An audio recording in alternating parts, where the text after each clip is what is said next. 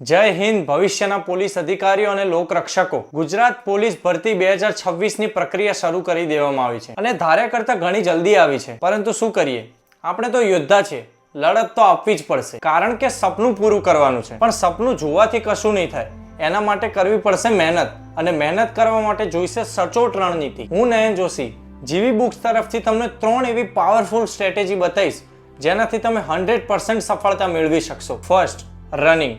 Second, reading.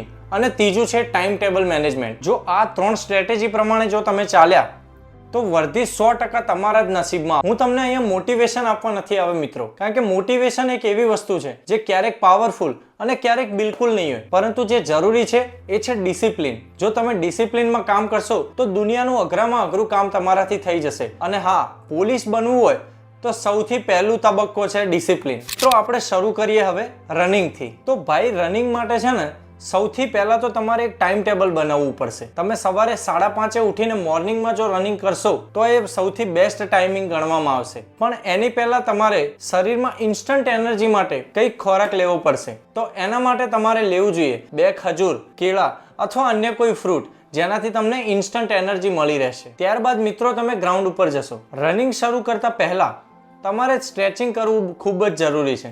તો સૌથી પહેલા આપણે સ્ટ્રેચિંગ કરીશું. અમુક સમય સ્ટ્રેચિંગ કર્યા પછી તમારી બોડી છે એ તૈયાર થઈ જશે રનિંગ માટે. અને હવે સૌથી મોટો પાર્ટ આવી રહ્યો છે, જે છે રનિંગ. હવે રનિંગમાં છે ને મિત્રો, સૌથી પહેલા તો તમારું 5 કિલોમીટરનું જે રનિંગ છે ને એ પૂરું થાય એવી તમારે કોશિશ કરવાની રહેશે. સૌથી પહેલા ટાઈમિંગ કે એવું કાંઈ જોવાનું રહેતું નથી. તમે પહેલા 5 કિલોમીટર રનિંગ કમ્પ્લીટ કરો, ત્યારબાદ એને ટાઈમિંગમાં લાવવાની કોશિશ કરો. જ્યારે તમે રનિંગ કરવા જશો ને ત્યારે તમારે ગ્રાઉન્ડ ઉપર હોય છે કે 13 રાઉન્ડ મારવા કે 14 રાઉન્ડ મારવા. તો એ પણ ખાસ ધ્યાન રાખવું જ્યારે તમે પોલીસની એક્ઝામ આપવા જાઓ ત્યારે. હવે ઘણા લોકોને મિત્રો એક પ્રશ્ન હોય છે કે દોડતા સમયે મોઢું ખુલ્લું રાખવું કે બંધ રાખવું.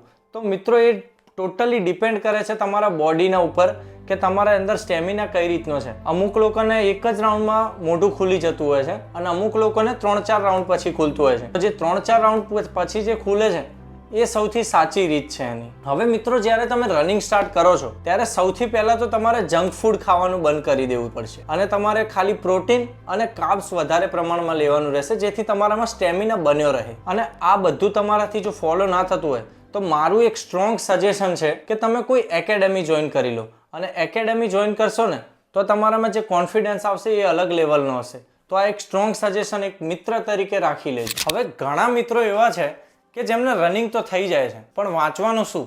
હવે વાંચન વગર તો પોલીસ બનાશે નહીં, એ તમે પણ જાણો છો. કારણ કે એક સાચો પોલીસ ઓફિસર શરીર અને મગજ એમ બંને જગ્યાએથી ફિટ હોવો જરૂરી છે. જેમ તમારી શરીરની ફિટનેસ તમારી દોડથી આંકવામાં આવે છે, તેમ તમારા મગજની ફિટનેસ તમારા વાંચન અને યાદ રાખવાની ક્ષમતાથી. પરંતુ વાંચન કરવાની મજા નથી આવતી, એ કોઈને ના આવે. પણ એના માટે પણ હું એક ટ્રીક આપું, એ યાદ રાખજો. દોડ કર્યા પછી સૌથી જે સારો સમય હોય છે ને તે સવારનો સમય હોય છે વાંચવા માટેનો. તો એ સમયને પૂરેપૂરો યુટિલાઇઝ કરો. ત્યારે મગજની જે કાર્યક્ષમતા છે ને એ ટોચ ઉપર હોય છે. બપોરે જમ્યા પછી થોડોક રેસ્ટ પણ જરૂરી છે, જેનાથી તમારી બોડી રિચાર્જ થશે અને તમને વાંચવામાં ફરી મજા આવશે. તો આરામ કર્યા બાદ ફરીથી એક વખત તમારે વાંચવાનું સેશન લેવું પડશે.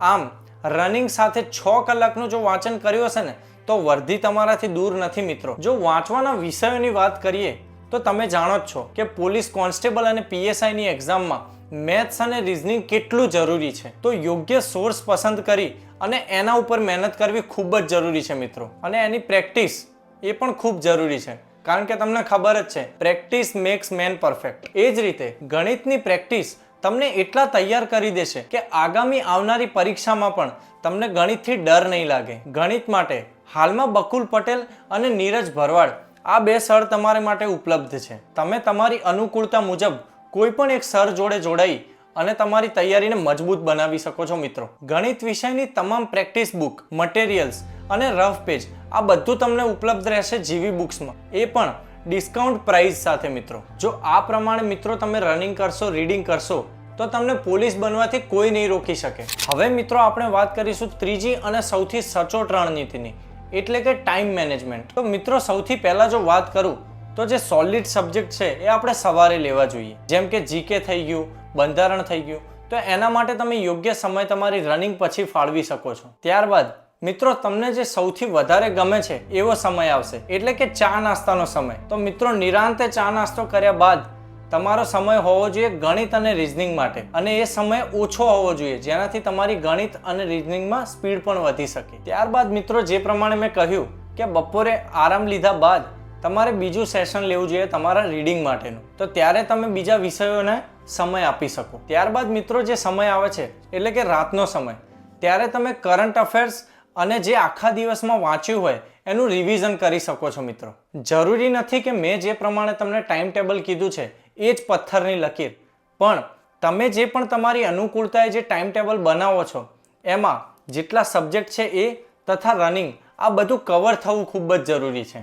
જેનાથી મિત્રો તમારી તૈયારીમાં કંઈ મિસ ન થઈ જાય. તો મિત્રો જે પ્રમાણે મેં તમને ટાઈમ મેનેજમેન્ટ સ્ટ્રેટેજી અને ટિપ્સ આપ્યા છે, જો તમે એ રીતે ફોલો કરશો તો તમને પોલીસની વર્દી લેવાથી કોઈ નહીં રોકી શકે. તો મિત્રો આ ત્રણેય સ્ટ્રેટેજીસ ડિસ્કસ કર્યા પછી મારું ફક્ત એટલું જ કહેવું છે કે રનિંગ, રીડિંગ અને ટાઈમ મેનેજમેન્ટને તમારા જીવનમાં ઉતારો અને તમારી તૈયારીને એક નવી દિશા આપો. અને તમારી તૈયારીને સંપૂર્ણ કરવા માટે જીવી બુક્સમાં અવેલેબલ છે ગુજરાત પોલીસની બુક સેટનો સંપૂર્ણ કોમ્બો. તો આજે જ ઓર્ડર કરો, કારણ કે મિત્રો જીવી બુક્સમાં તમને મળશે સચોટ સિલેબસ, નિષ્ણાત લેખકોનું માર્ગદર્શન અને હા પેપર સેટ. આ બુક સેટની લિંક્સ તમને યુટ્યુબના ડિસ્ક્રિપ્શનમાં અને ઇન્સ્ટાગ્રામના બાયોમાં બંને જગ્યાએ મળી રહેશે. તો હમણાં જ ઓર્ડર કરો. તો મિત્રો અહીંયા આ વિડીયોને વિરામ આપીએ છીએ.